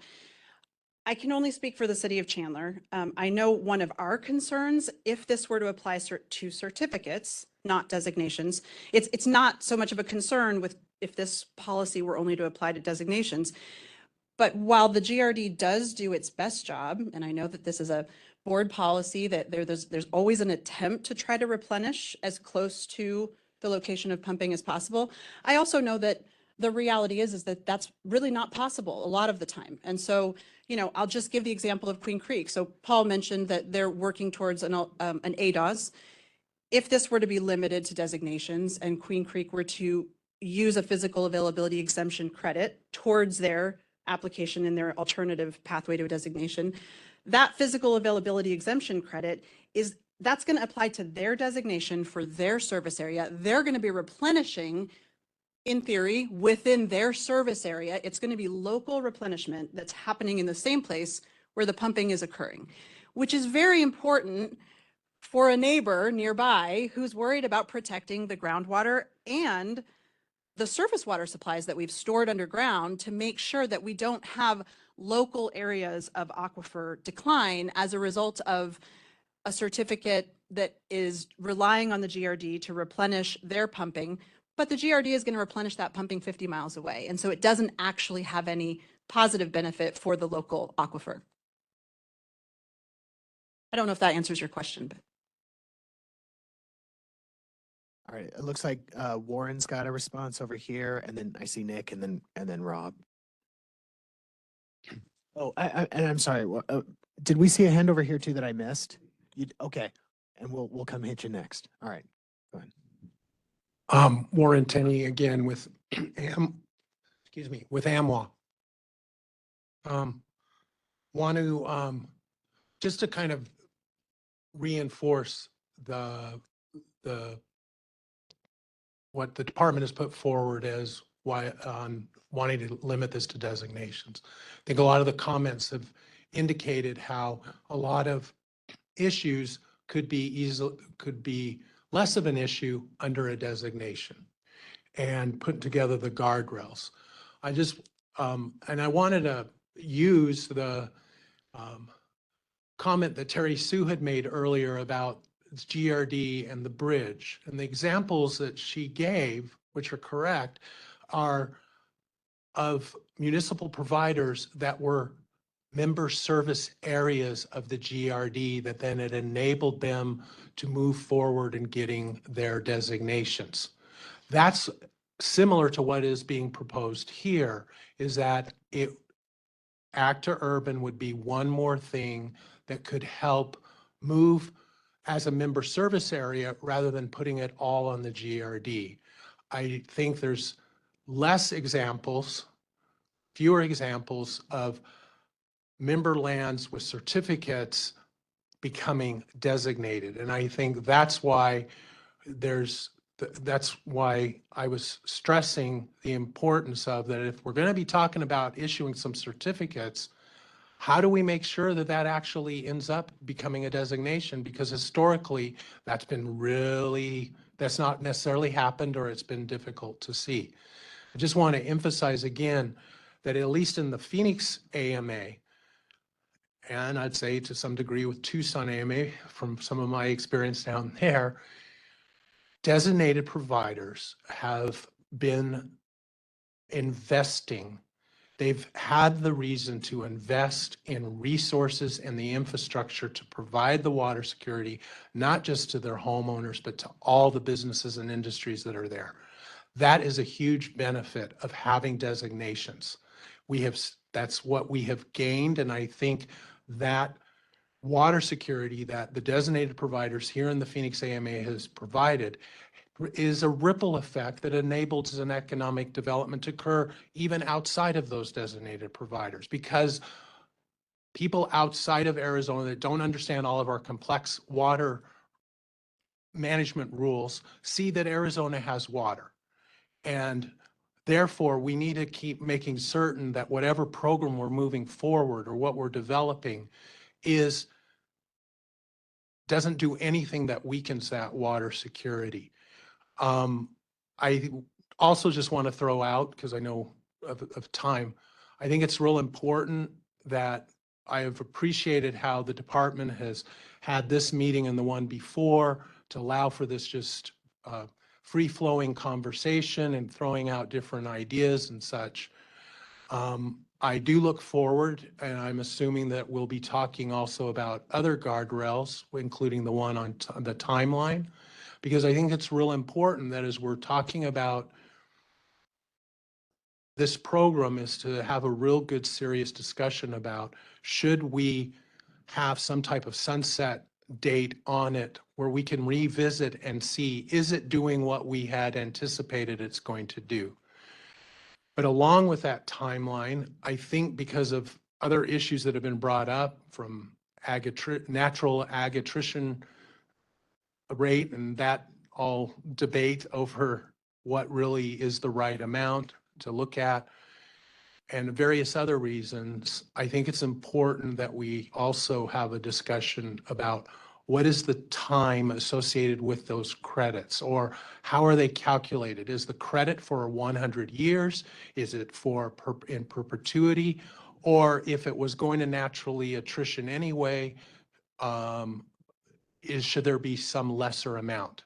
And we need to have, I think that's a conversation we need to have. And then finally, I just want to throw out, again, I appreciate the conversation and everything, but I think at some point, it would be really helpful if the department did put forward sort of a, lack of a better term, straw man, that we could then be, sometimes it's just easier to respond and then see, okay, maybe you tweak this now. Because as you've noted, those sovereign guardrails, it all will depend on how it all comes together and how each one the dial is turned on each one.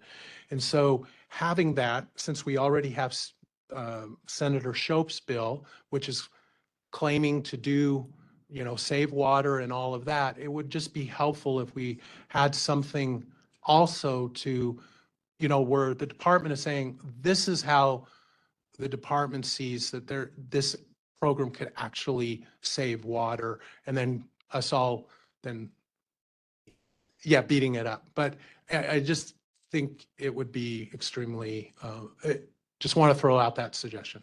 Thank you. Thank you, Warren. And yeah, I'll know for everybody. So we're in the last 10 minutes. We've got Nick, and then Rob had a question, and then we have a gentleman over here, and then Dave Roberts is online, and Jake Landerking's online. So and then I'm adding Simone to the list, and then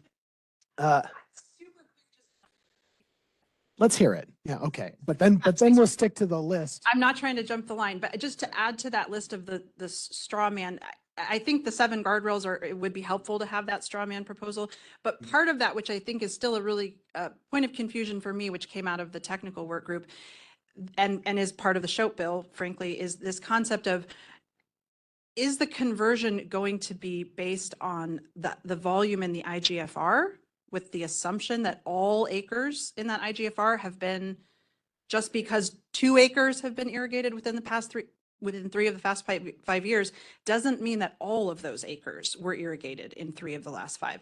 So it really makes a pretty significant difference in the math if you're applying the conversion only to the acres that were actually irrigated and using groundwater, versus if you're applying the conversion to the entire volume of the IGFR, which I think the SHOP bill does. So if you could include that clarification in the straw man, I think it'd be helpful. I'm sorry to jump the line. Oh, that's okay. All right. So thank you, Simone. We're going to try and get the rest of these done. I think, Nick, you've got it next, and then we'll go over to Rob. Do we have a mic over there? Yeah, just real quick. I mean, I understand and appreciate, that this would give me physical availability, but until the moratorium, anybody could see that water 75 feet down that's been there forever, and been pumped heavily and still doesn't go down.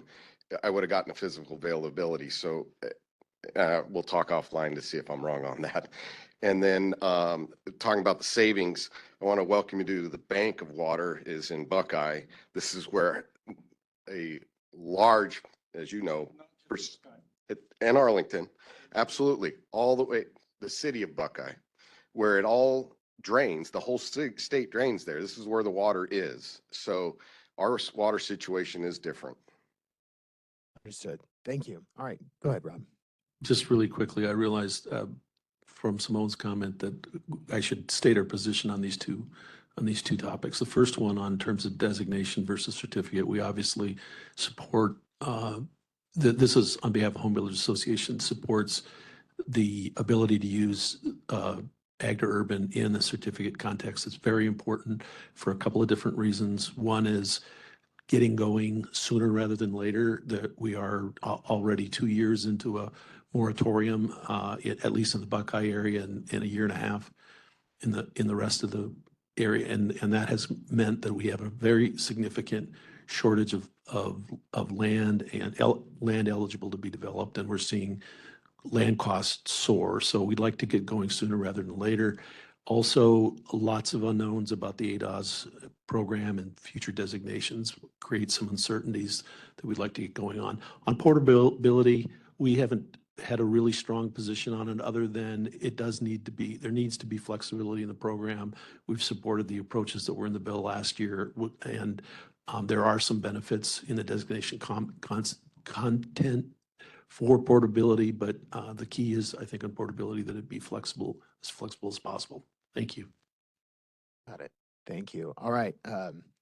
We'll head over to this gentleman over here. Do we have a mic floating around somewhere? Perfect. Thank you. And then we'll go online, starting with Dave, and then to Jake.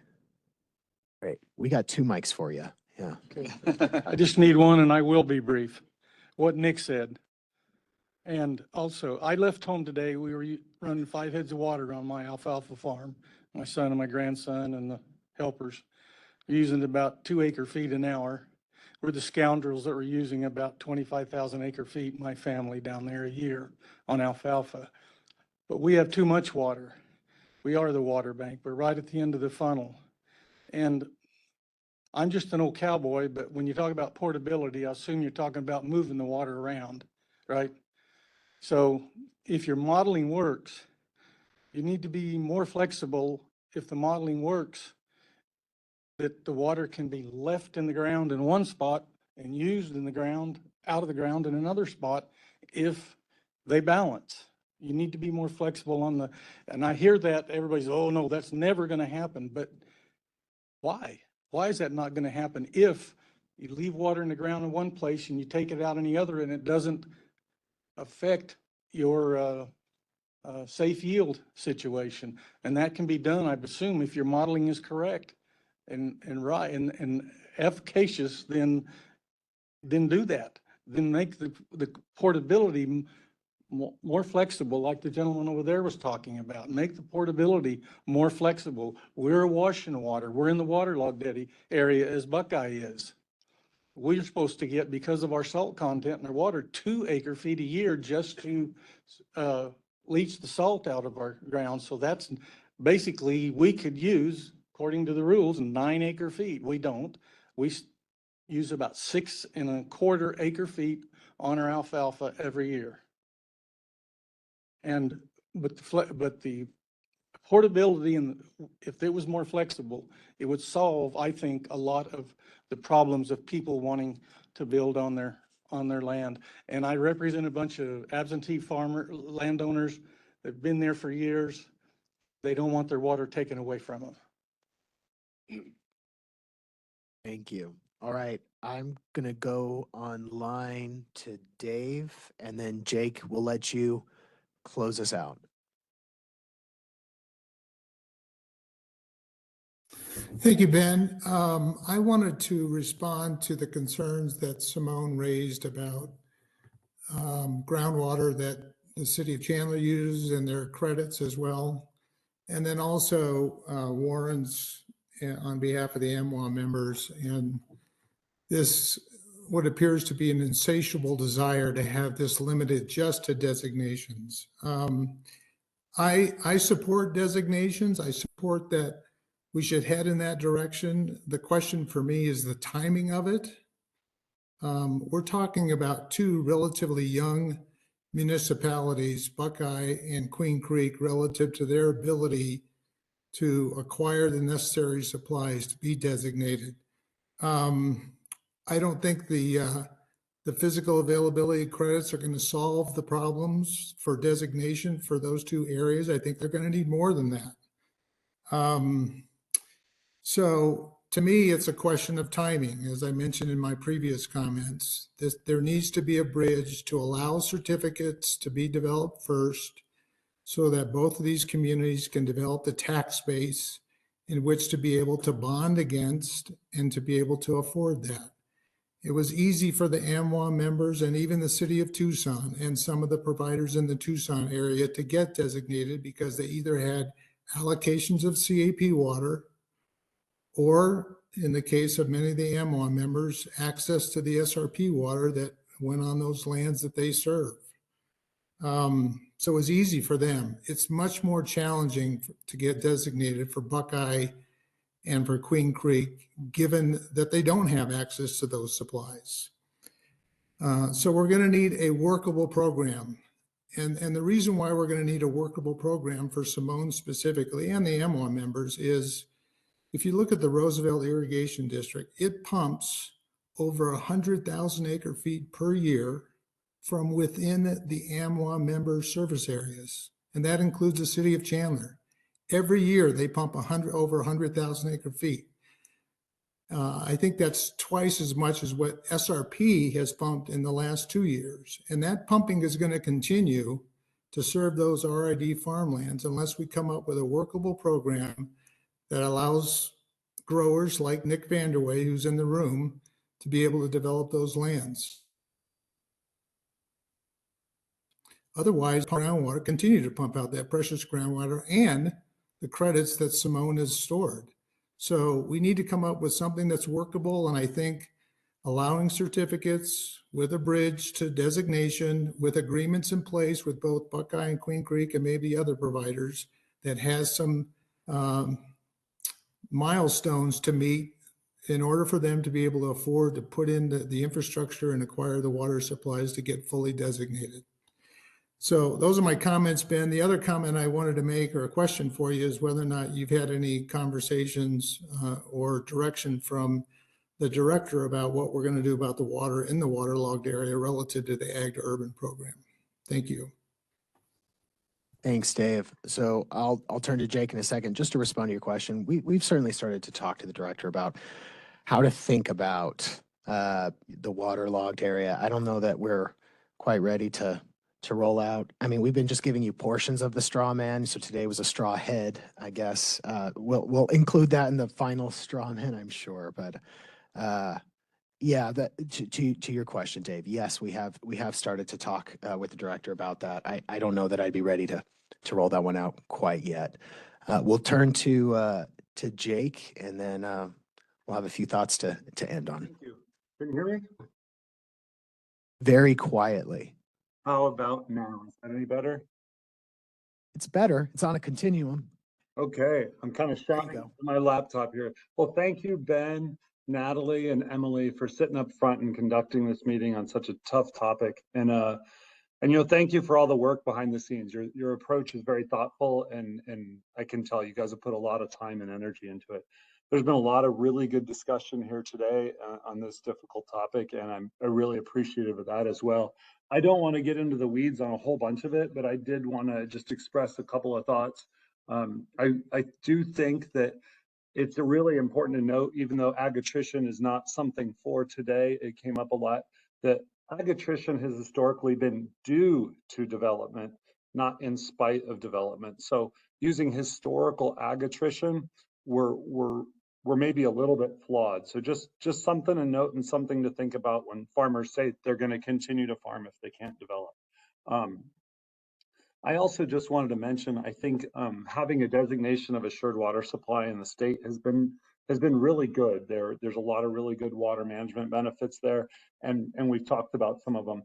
And I don't mind that the department wants us to get there, but I do see that there are lands geographically situated that are just not in a good place to be in a designation, but they are actively farming and are in the path of development.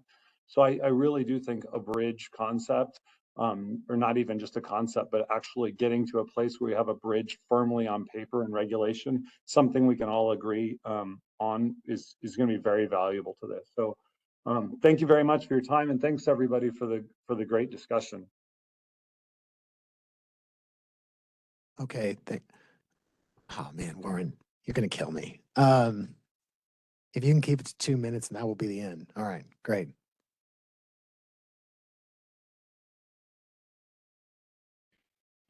Warren Tenney, AMWA, and here's my attempt at 2 minutes. I really appreciate and agree. We need to find a workable program. There's something that we need to work on. I just think it's important just to acknowledge and make sure that it's out there that whatever the AMWA cities, what supplies were available, let's remember it took a lot of investment and tough decisions with the tax base that were available at that time to put those sources together, to build the infrastructure to be able to utilize them. And having a designation remains tough. We're looking at having less Colorado River water in the future. Cities are making, the designated providers are making tough decisions right now in looking at how to continue to be able to ensure the water security that they have been providing for, for decades. And so I acknowledge that getting a designation is never easy. It would, and hopefully with ADOS, with other efforts, we want to continue to find something that's workable and does that and can do that. But I just want to point out, getting one and holding on to one has never been easy. It has always required tough decisions, investments of your residents, money in this infrastructure and everything that's necessary to provide them the water security. So I know that's what we're all trying to do. We all want to make sure that is accomplished here as we move forward. And I just thought it was important to add that. Thank you. Thank you, Warren. I said 2 minutes at 12:03 and it's 12:05, so it sounds good to me. Well, but I was looking at that particular clock. All right, folks, really appreciate the discussion. We had 20, 30 minutes worth of presentation material, and then we filled the rest of 2 hours with conversation. I really appreciate that. I know there was a lot we talked about. A lot of folks here in the room don't see eye to eye on this, so I really appreciate you making the time, making sure we understand where you're at. Our next meeting is we've got a little bit of time. February 26th at 10 a.m. We made sure it's a Wednesday so our friends at the legislature can be here in person or virtually, should they so choose, and to avoid any conflicts with CAP. There will be details posted online, including the virtual information as we get closer to that. And hopefully we'll have a little bit more to share with you. Warren, I'm going to be musing on your proposal to have a straw man. I appreciate that. I think we'll have to think about that. As for the other suggestions, I really appreciate what you all brought, and we'll be thinking on that, whether how ADOS comes into play or how, anything else that came up. So really appreciate that, folks, and we'll see you all on February 26th. Thanks.